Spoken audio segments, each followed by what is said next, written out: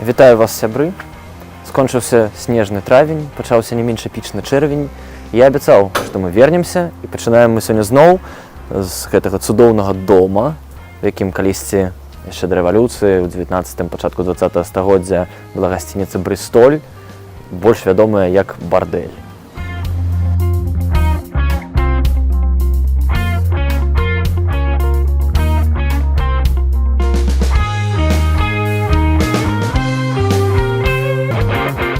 Полацк вельмі жывы горад, пра яго можна апавядаць бясконца, і таму сёння ў нас з вамі ўжо другая сустрэча.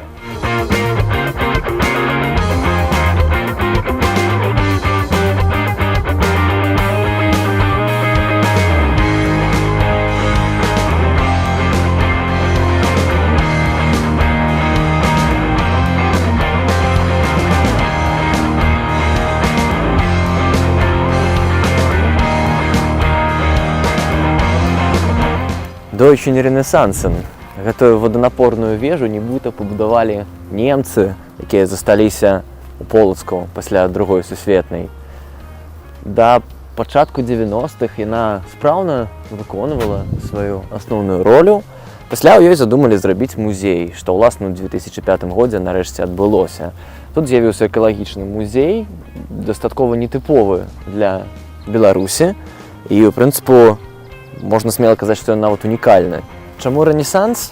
Таму што ў гэтым будынку выкарыстаныя элементы абарончых збудаванняў таго часу. А ўваход з сабакамі ў экалагічны музей забаронены.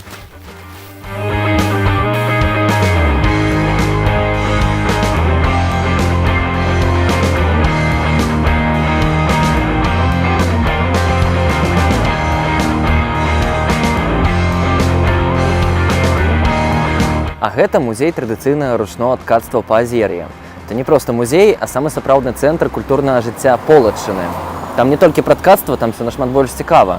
Пра гэта больш падрабязна распавядаюць у самім музеі.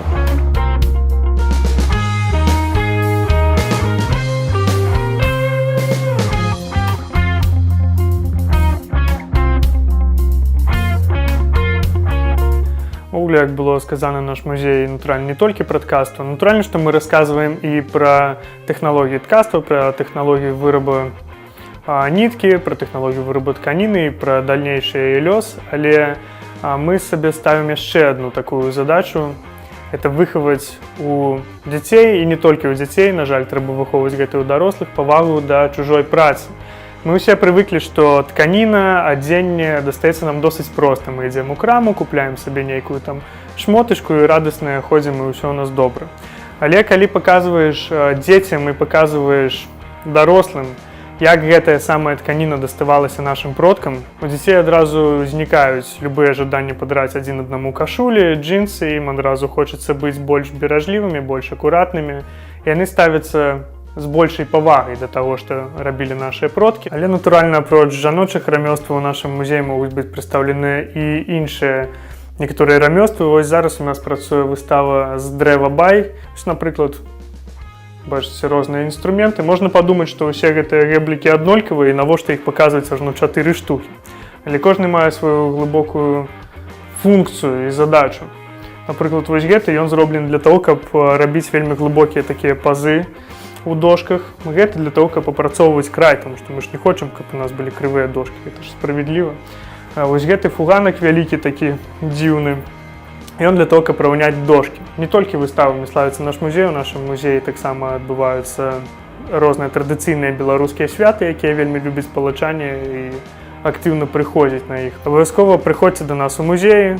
Мы любім і палачан, і гасцей, усіх масцей. Прыходзьце абавязкова.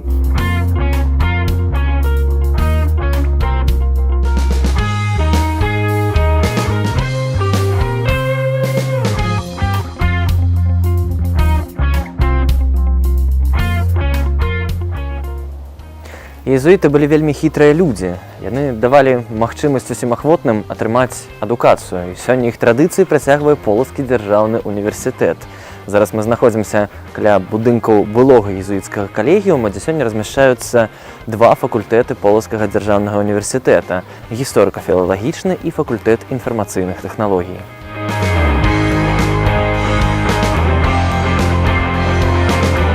Тут захавалася нават аўтэнтычная плітка 19 стагоддзя.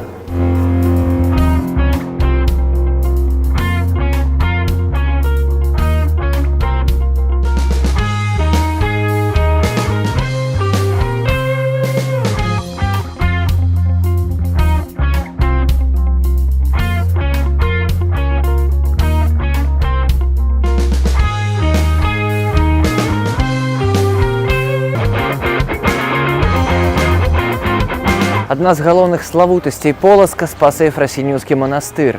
Тут штогод бывае вельмі шмат турыстаў. Аднак не ўсе мясціны турыстам паказваюць. Ёсць і такія, пра якія вельмі мала хто ведае.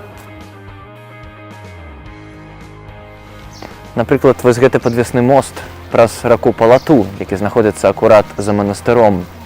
Пра гэтую мясціну ведае нават далёка не кожны карэнны палачанін.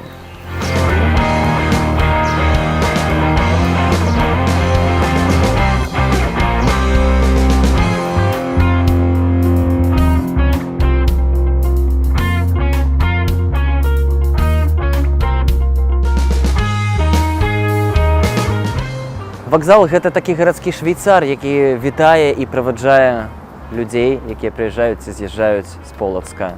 Тут развітаюся з вамі і я. Да новых сустрэч!